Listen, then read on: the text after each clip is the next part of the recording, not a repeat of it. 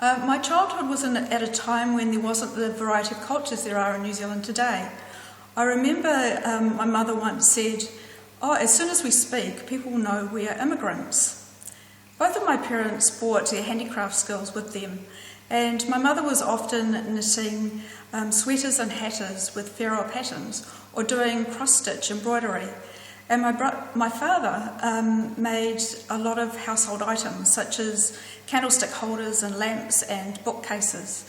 You could say that our home was finished in a Scandinavian style, especially with all the blue and white porcelain Christmas plates that were on the wall and the Danish paintings of the countryside.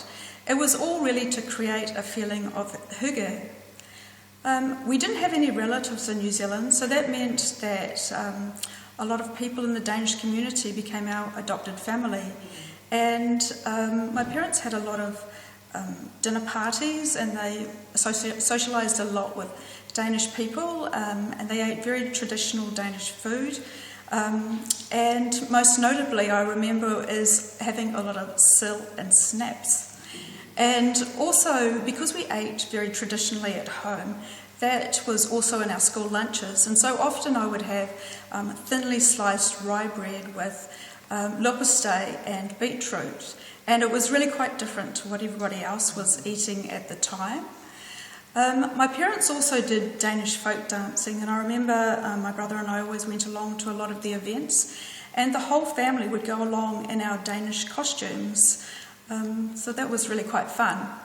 And my mother made sure that we really knew the Hans Christian Andersen's fairy tales just as well as any other children's stories. And in our home we had a lot of Danish children's books so that we could be close to the language. My parents tried to keep real strong contact with the family in Denmark. And my golly gosh, all those aerograms, my mother would be writing to her family every week without fail. And we would get letters back, and that was really good to hear what was happening in Denmark.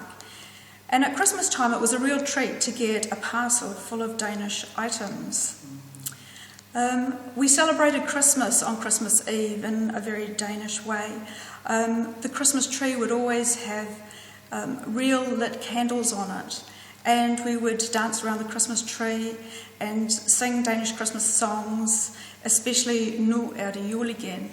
And my children remember the traditions very well, and we still eat pork and red cabbage and have almond rice pudding at Christmas time. My children spend a lot of time with their grandparents, and so they feel their Danish heritage very strongly. And both of them have been to Denmark a few times and are very interested in the language. I really appreciate my Danish heritage and the experiences I've had growing up in a Danish family in New Zealand.